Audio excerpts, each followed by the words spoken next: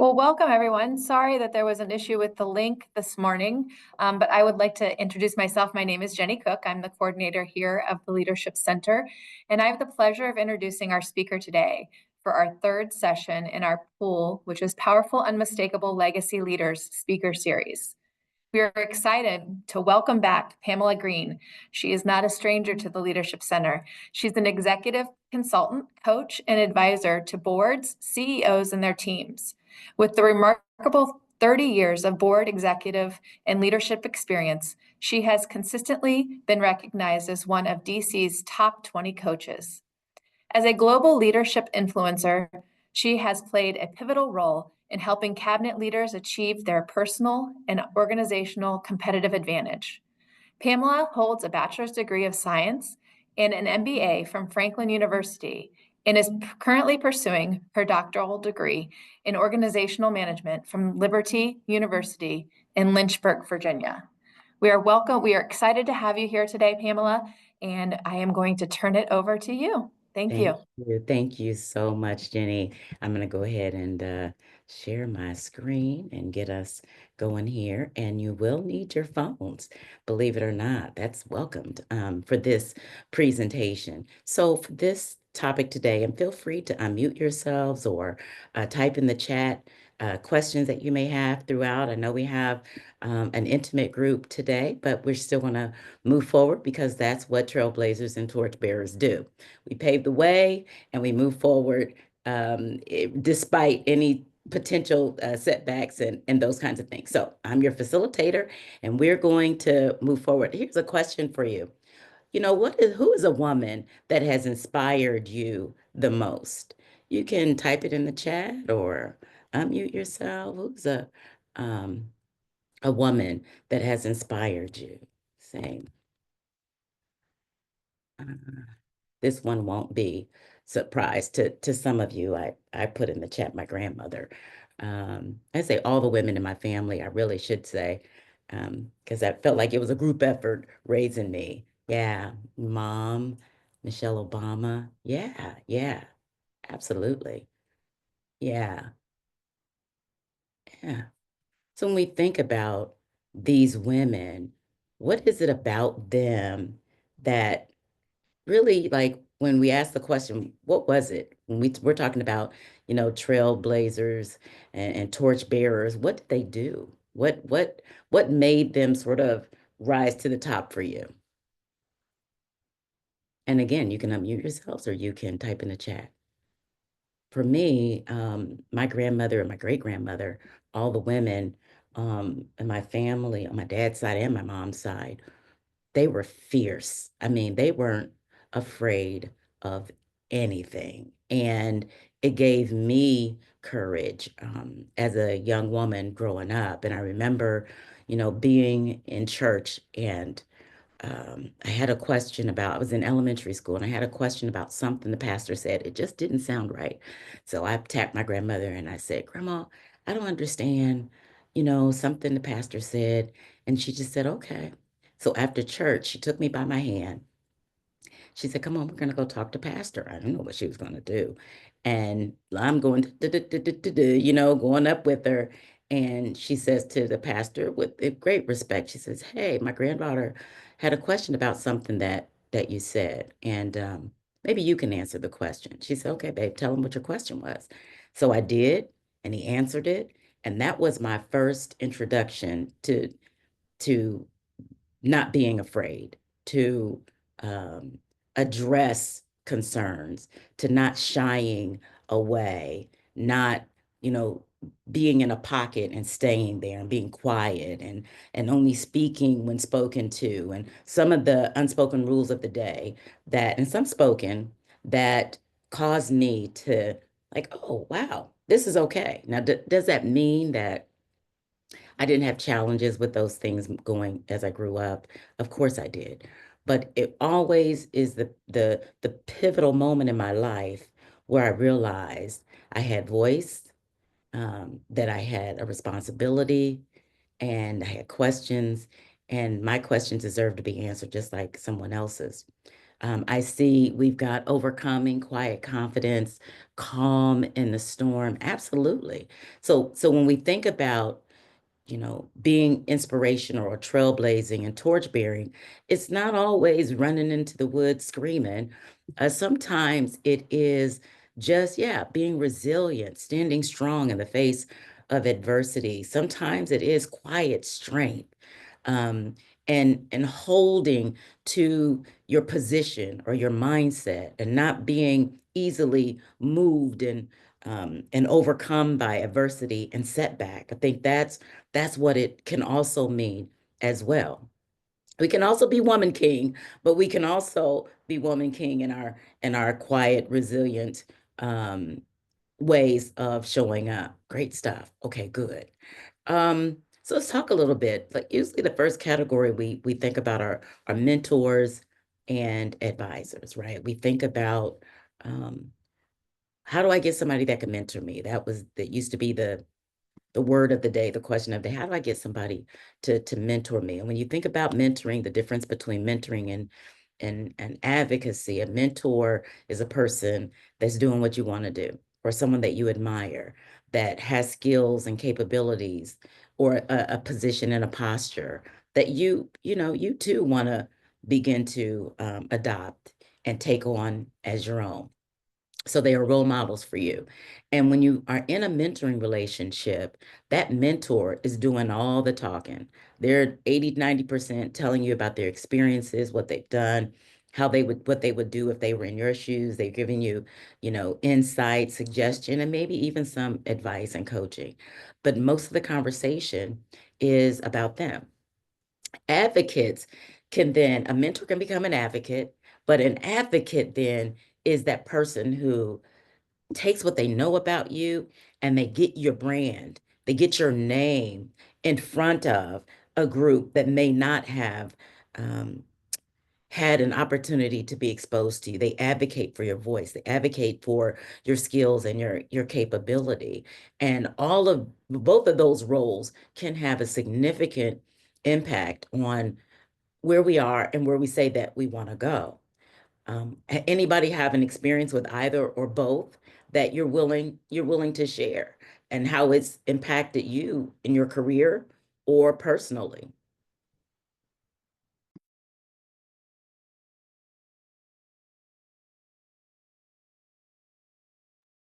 I'll share.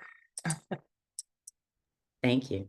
I'll say, just for me, having an advocate that will bring my name up in a room when I'm not there. So to be able to expose me to opportunities, and lift my abilities and capabilities in my brand to help me further myself. Yeah. Yeah. It's so important to think about it this way too. And I thank you so much for that, Yolanda. Mentors talk to you. Advocates talk to you and then they talk to others. Advocates put a lot more of their brand on the line for you than mentors do, don't they? Mhm. Yeah. Absolutely. And it's not always easy to get people to become that advocate. And in many times, it used to be you didn't ask for it, it just came. Now we're more in the habit of asking for that advocacy. I remember in my last corporate job before becoming a consultant, I worked at SHRM, and it's the world's largest association for human resource professionals. I remember being in a room, was the highest ranking African American female that had ever been promoted in the C-suite in the organization. And even at that time in that room, there were times it was tough to get my voice heard. And I remember having a female CEO boss, and I remember having a conversation. She saw me struggling, and she said, "What do you need?" And I said, I didn't say the word advocate. I just said, "I need for you to help make a way. When you see the struggle, then I need you to help, you know, bust down that door of resistance, of traditional play, and create that space for me. Were people doing it intentionally? I didn't get into all of that. It was, okay, I'm struggling and I need help. So there are times when it happens and it comes to your rescue. And then there are times when it doesn't. And you may have to even ask for someone to provide you with that insight. Tasha's saying my professional mentor role modeled how to stand up for myself at work and advocated for me to have a voice in client meetings by directly, asking for, you could ask someone if you're in a meeting with them and say, hey, if I'm particularly quiet, or you get the agenda in advance, when you're asking for advocacy, you say, hey, when we get to this agenda item, if I don't say anything or it's hard for me to get my voice in, edgewise, call on me, ask me, Pam, what do you think about this? And this is for male and female colleagues that are in the room. We'll talk a little bit about men in a minute, but it's important that we create that balance, the equipoise for our audience. Good stuff. Great. All right, I've got a poll for you. Here it goes. You'll have to scan the little code, I think, or you can type the hashtag 6811505 in your chat, and then you can answer the question. What's the biggest barrier that you think women still face today? And it'll show up. It should show up anonymously.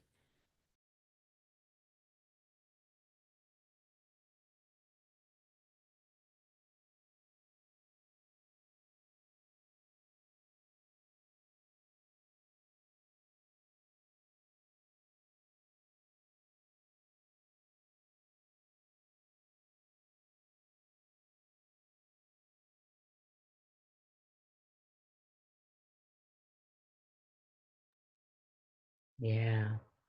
That aggressive? Oh my goodness, what is that about, right? I think we got books on that one. We could sit around the fire and chat till it burns out on being seen as aggressive instead of as a leader. Respect from male peers and supervisors, yeah. Oh, justifying their seat at the table. Oh, we can do series on these things alone, these topics alone. Absolutely.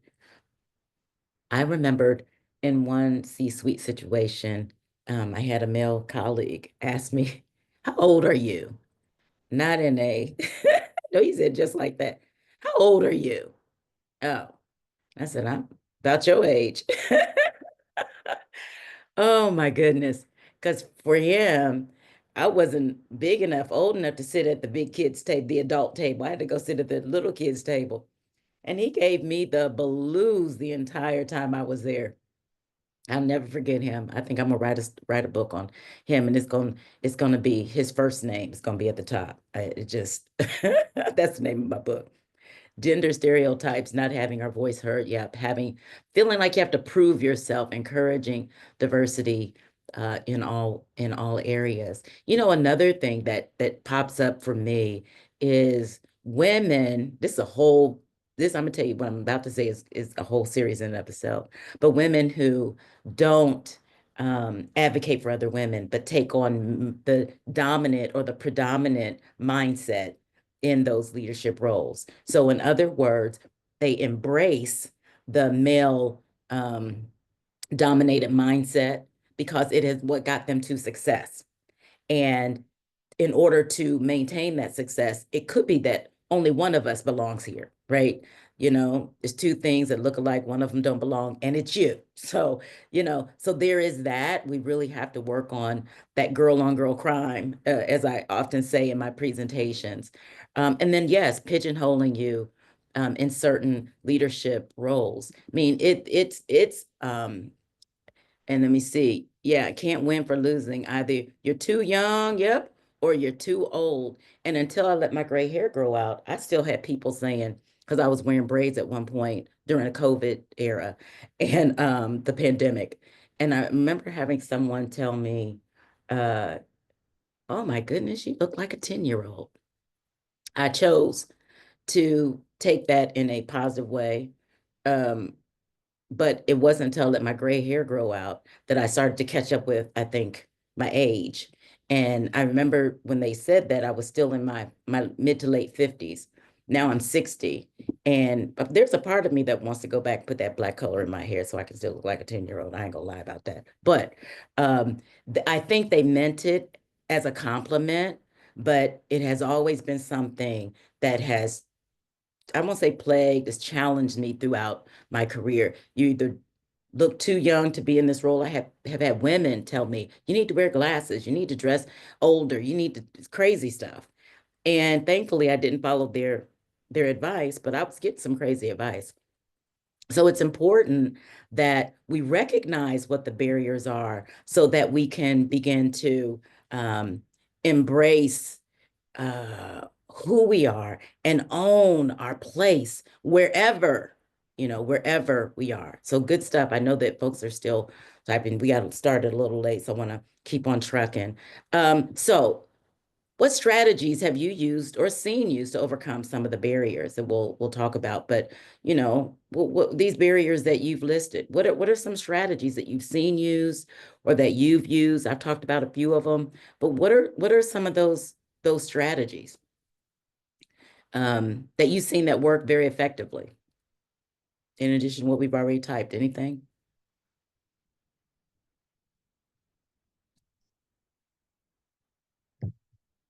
To break down those barriers. Okay, we got some chat activity. Let's see. Prayer. Oh, Ivana, you ain't said nothing. That right there. Lay on your face in prayer. Yes.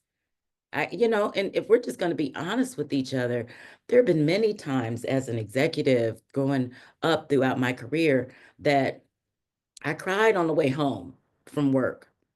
And I cried on the way to work because I thought, man, it can't be this tough.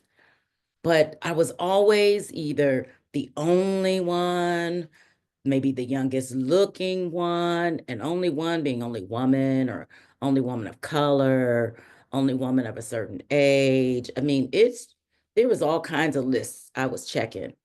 And still people challenging my right to be there, right? So what people think we're starting to experience has always been the case. It just went underground. Now it's making resurfacing on the challenge for women who are more than qualified to run companies and to do some phenomenal things. But I want to talk about strategies to break barriers. I'm curious on this list, what stands out for you? And maybe even what's listening. Yeah, Yolanda's saying, focus on myself and what I can control. That's right, control what you can control and not allowing others to write my story, recognizing the power that I have. I absolutely love that. You got two book titles in there, controlling what you can control and not allowing others to write your story. Owning who you are and all of your greatness and all of your flaws, because we're imperfect beings. All of us are, male, female, doesn't matter age, race, ethnicity, we're imperfect. So if we're looking for this perfection, which often is laid on those who are in marginalized groups, then it makes it impossible for us to feel like we can have success. I heard, in one of the social media videos, someone saying, yeah, if it's a woman or if it's a person of color that's going to be in my surgery, I think they're not qualified to be here. I'm like, in what world? Like, seriously, that speaks more about the education system and about the medical licensing boards than it does about the individual. Like, seriously, you think people are stupid enough to just bring someone in just because of how they look as opposed to what their skills are, and their ability to contribute? Because here's what happens. If I'm not skilled, it'll show in a very short period of time. So not only am I skilled, I am more than skilled and more than capable. Give me the space and the opportunity, break the boundaries, and you'll see what I can do. So but I'm curious, what stands out for you on this list? I won't read through the list. Oh, sorry, Yolanda has to drop. Anything stand out for you on this list?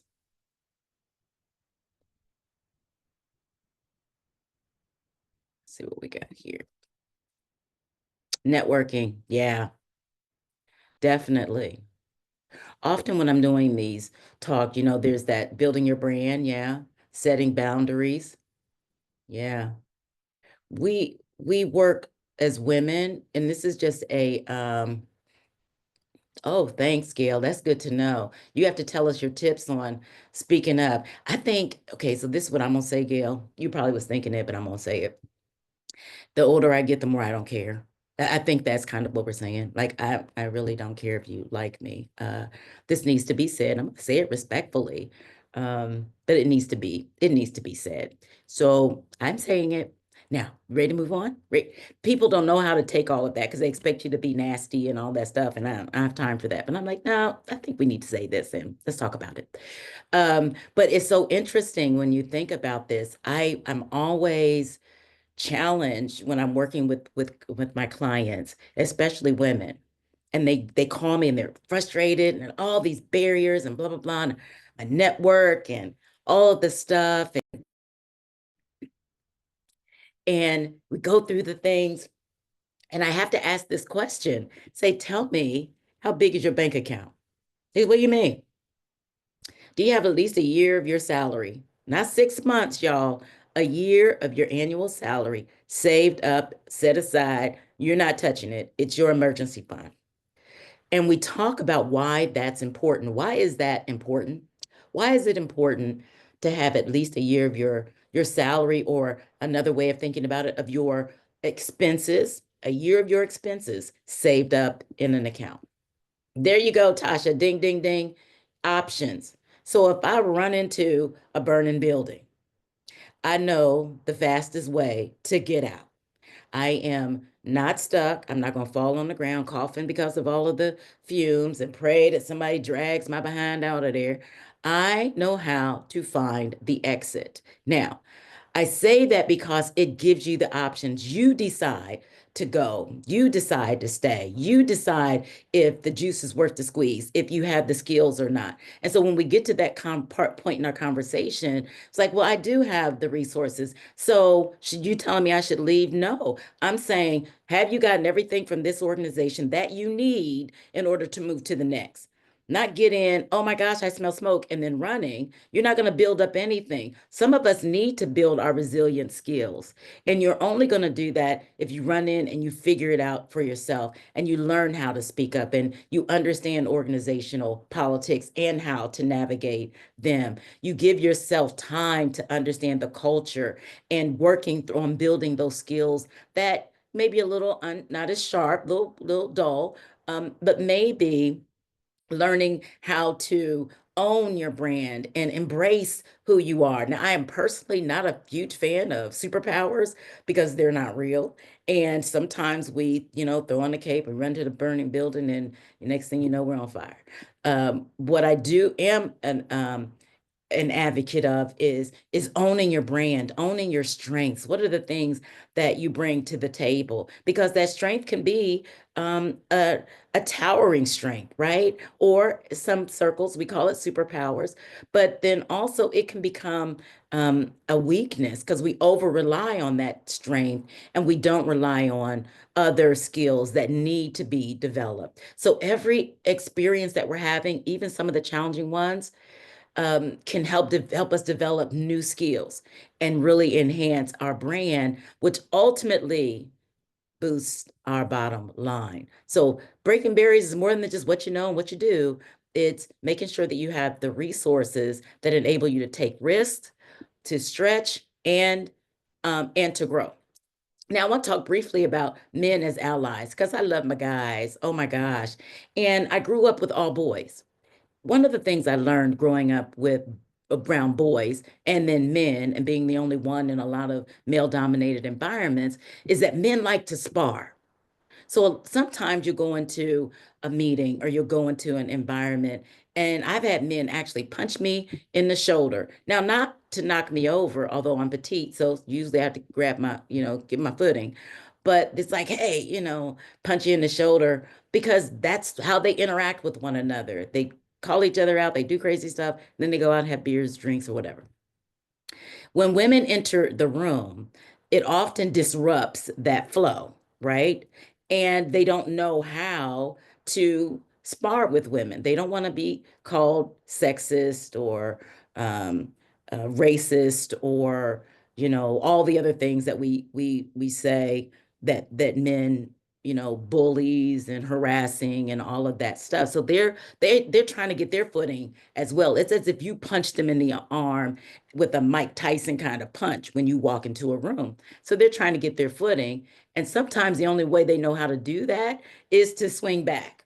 And it comes in the conversations we have and the interaction. So what I often advise women is to build those relationships before you get in the room, right? On the way to the room, outside of the room, right? I've been invited to more conversations that happen outside of the work environment than I might have if I'd shut myself down from a 9 to 5, right? So building relationships, getting to know them so that when we get into the room, they will call out interruptions. I've seen it and I've experienced it. You know, they will speak up. They will engage in unpopular conversations. You're not paying Pam enough, right? They will celebrate achievements and they will listen. But you've got to build relationship and let them know it's okay for them to be themselves, but they're going to respect me. And that's a very personal thing that each of us has an opportunity to work through. It's a skill that can be developed. Men are not our enemies, most of them, right? But neither are women. And so it's just like we do with one another. Find the place of agreement and identify ways that we can work together and teach people how to receive our brand, how to, you know, engage us and have really robust conversations. And have I been in conversations? I'm gonna tell y'all this with men and higher up folks, private conversations that would make your ears burn and set your hair on fire. Oh my gosh, yeah. Yes, I have. But that's that trust building. My body print didn't go through the door. Some of them were tests. Body print didn't go through didn't, run out the room, talking about all the stuff that I had heard. I was able to keep their confidence.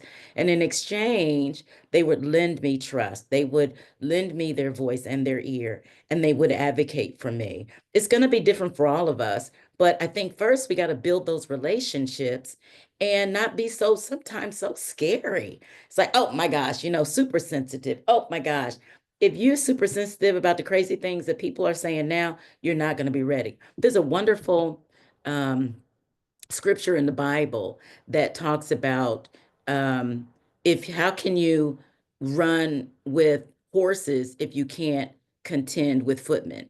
Meaning we want all of this cool stuff. We want C-suite, we want to be on top and then a high five and all that stuff, but we can't contend with some of the day-to-day challenges that we are faced with.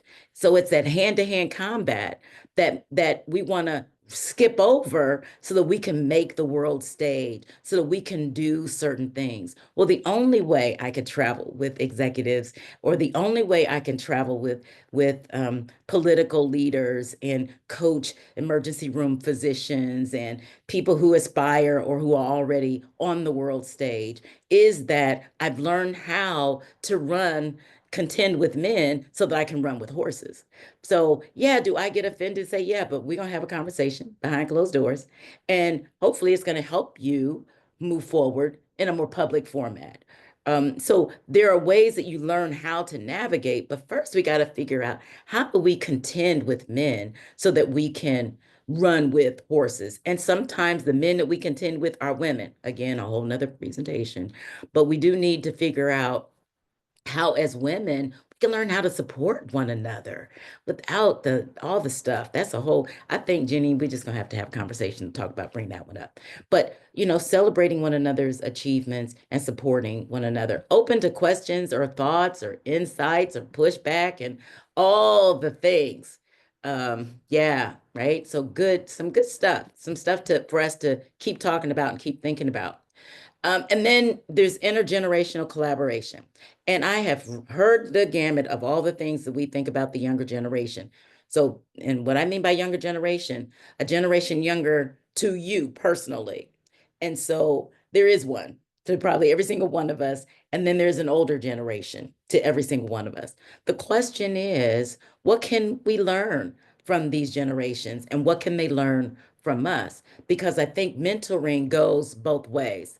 I can be mentored by a young person of a younger generation, and they can in turn receive mentoring from me. But what can be gained? And I'm just curious what your thoughts are about reverse mentoring, as well as traditional, or let's say intergenerational mentoring.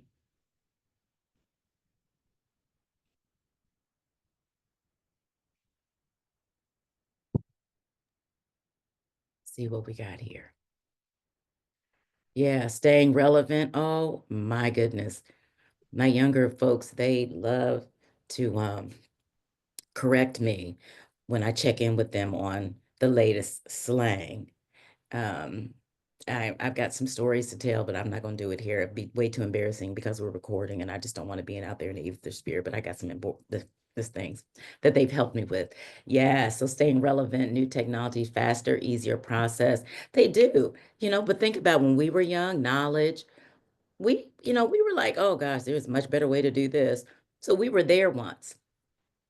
How do we create space for them to show up like someone did for us, right? Do we ask? Do we delegate? Do we empower?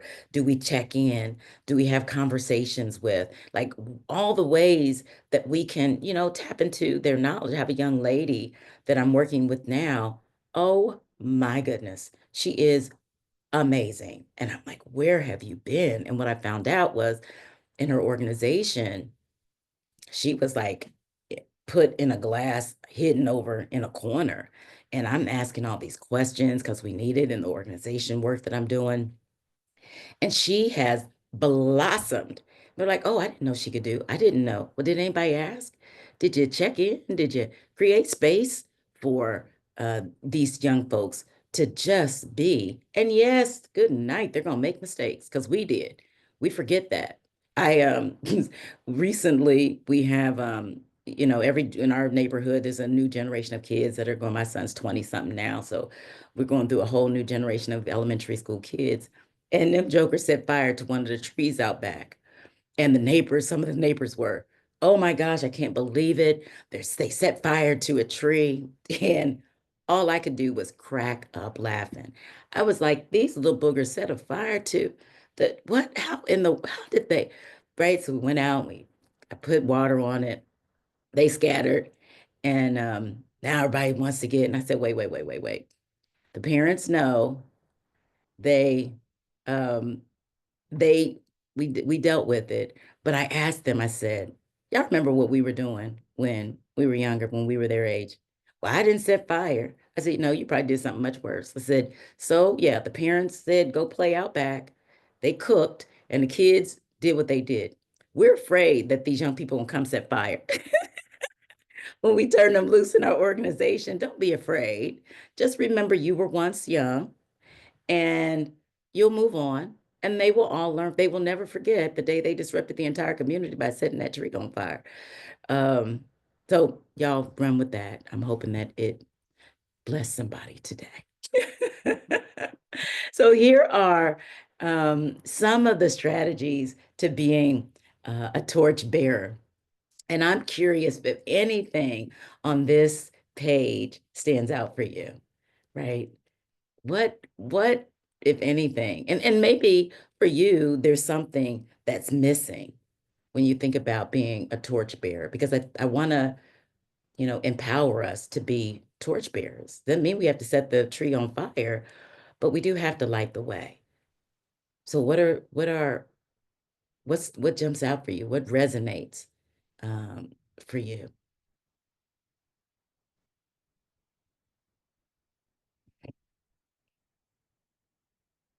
And again, you can unmute yourselves or you can type it in the chat. I personally like all of them, but the first couple of bullets means I positioned myself to be a person willing to guide, willing to advocate, and willing to share insights. So my challenge would be, how much are we positioning ourselves to be that person, that woman who will do these things? Or do we sort of stay in our little cubby, stay in our little space, and we just make it about me, my, I, as opposed to about we, us, and our? Yeah, thank you, Heather. Creating an inclusive environment. Yeah, absolutely. Make sure to point out younger team members' talents and contributions to higher ups. Absolutely. Yeah. Embrace the disruption. Oh, you know what I heard someone say on a webinar recently, and I've been trying my best to find a way to use it, was he said, I understand the chaos of the current state of the world, but especially here in the United States, for anyone that's here in the United States, or you're not and you're watching what's happening here in the United States and it feels chaotic and crazy. He said, but now is not the time to retreat. Now is the time to grab your surfboard and run into the tsunami. And I was like, dang, okay. Grab my surfboard and run into the tsunami. He didn't say just run into it. He's like, grab your surfboard and run into the tsunami. So you're not afraid, but grabbing a surfboard and running into a tsunami says, I've been practicing, I'm ready, and I'm willing to risk all to take on something that has the power and the ability to lift me up, to rise in something that could be otherwise destructive. I was just totally and completely blown away. Yeah. Yeah. Embrace the disruption, highlight, reward, speak up for groups or individuals that encourage diversity. Absolutely. So all of these things and then some are opportunities for us to grab our surfboards and run into any tsunami that we may encounter. Here is another poll. I'd love to know your thoughts. Why aren't more women torchbearers? What do you think is getting in the way?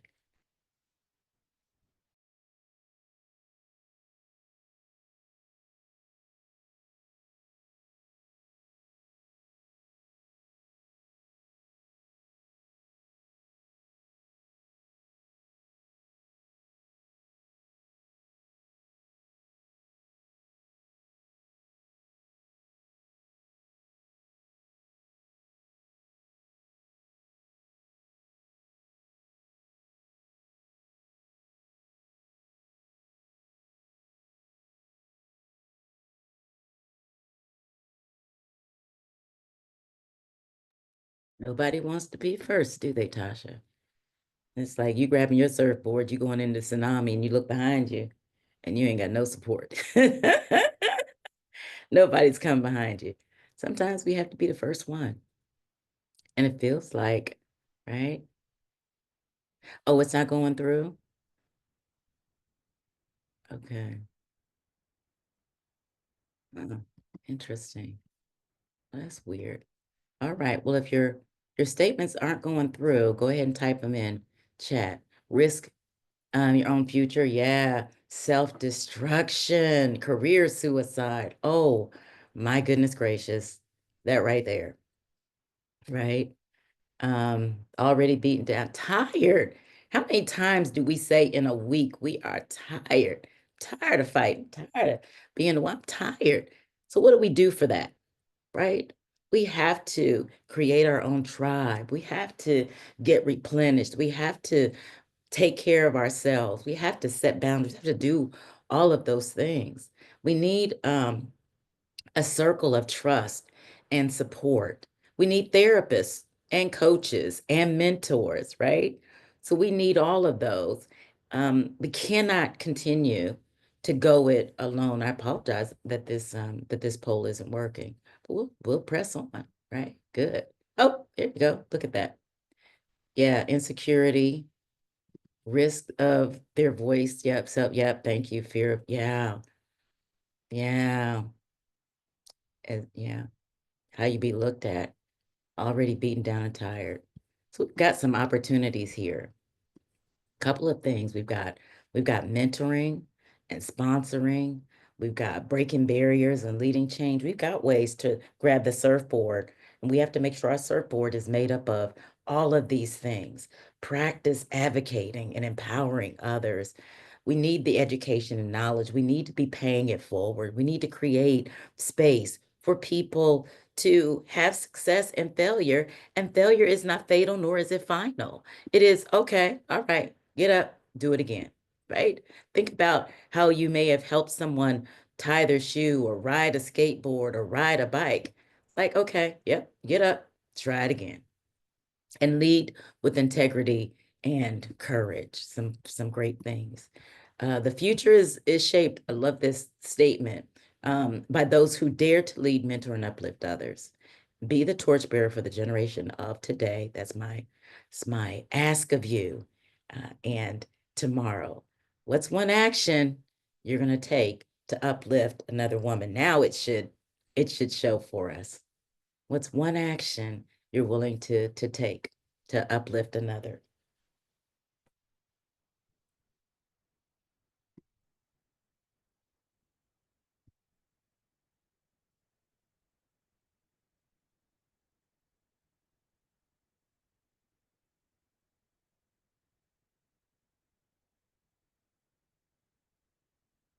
I see some typing, so good.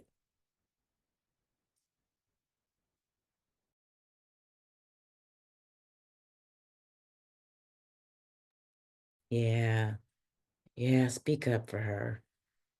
Correct misunderstandings about her. And that may not be easy to do because you may feel like you're risking something, but it is important that we learn how to advocate and speak up so that, and in the face of objection, because somebody's going to object. Oh, no, you weren't in a meeting with so-and-so. Well, but why do you think that was? Right? Getting them to think before they speak, getting them prepared to defend a statement about someone. You want people to think, you got to arrest them when they make statements that just may not be true. Be the voice. Yeah. Oh my goodness. Be transparent with her. Another one we could just talk all day and night about. Are we really giving good feedback, or are we rubber stamping behavior that is not serving that person well? Like, hey, I want to help you, but there's some opportunities for you. I was coaching a young lady out of Chicago last year, and she had a she had some things she needed to work on. And as her coach, my job was to sort of shed this light. All right, you said you want to go here, and you're here. Let me tell you what I see here that may be interfering with you getting there. I said, are you okay with that? Yeah, tell her she's got food in her teeth, right? Straighten her crown. Be kind. I had to straighten her crown and tell her she had food in her teeth, and nobody was telling her. And I did it in love, y'all. This is just Pam, like the speaker Pam. And when I shared that with her in our private one-on-one conversation, she cried so hard she had to get off the camera and she had to mute herself. Did she end the coaching relationship at that moment? That's the question I ask of you. You can type it in the chat or you can unmute yourselves. Did she end the coaching relationship when I told her she had food in her teeth and I had to straighten her crown? It's real transparent. Did she end the coaching relationship? No, she didn't. She actually appreciated it. And the other thing is, she had heard it before. Sometimes we can, for a lot of reasons, we can be full of ourselves. We miss the message. We just so da-da-da. We haven't straightened our own crown. We haven't looked in the mirror to see if I have anything with it, right? We haven't done the work to be reflective of who we are and to be aware, because self-awareness is the beginning of change. Sometimes you got to bring that mirror around and say, hey, love you, boo. But girl, you got some food in your teeth. You want to get that out? Right? Let me get that crown for you. Let me straighten you out. And then she said, Pam, it wasn't the first time I'd heard it, but you validated what others had said. She had discounted it. It's important that we're able to share and be transparent. I think that's a gift that we can give to one another. So yeah, good. Thank you. share daily affirmations, help to hear others' voice, ours, yours, and mine. Absolutely. So we can stay connected on LinkedIn. Feel free to connect. We do have a program that we're launching soon, Her Path to Leadership, where we're going to talk about helping women build their brands, their businesses, whatever that is, however you defined your business, whether it's your job, your career, your company, and then boosting your bottom line. How do we put away our expenses so that we have opportunity to have choices? And with that, I am going to turn it back over to Jenny, see if there are any lingering questions before we let you all skedaddle and get back to doing powerful things, carrying a torch and trailblazing. Definitely. Thank you so much, Pam. Lots of great information. I definitely need to go back and review it again, but it was definitely inspiring, thinking about being someone's mentor and breaking through those barriers of all of the multi-generational workforce that we have now. I mean, there's just, so many different people in the workforce, and understanding what each generation's differences are and being able to utilize that difference to make it a benefit for you and for the organization as a whole that you work with. So that's amazing stuff. But thank you again so much. Thank you, everyone. Sorry about the confusion on the link in the beginning, so I apologize for that. We do hope that you will join us for our final session of the whole series. Next Tuesday, March 25th, we are going to have a panel discussion with some great leaders in the area on focusing forward and inspiring growth through lifelong learning and leadership. So we hope that you will join us for that. And I will go ahead and put that link in the session here in the chat so that you have that. But you will also receive an email regarding that. We will have Pam's session up probably within the next 2 weeks on the Leadership Center site. So you can go there, and you can also go there to review any of our past events as well. So we encourage you to do that and to stay in touch with us as well. But thank you all again. And thank you, Pam, so much for taking the time to share with us all of the knowledge that you have. We Welcome, appreciate it. you all. Thank you. Have a great Thank rest you. of the week. Everyone have a great day. Thanks.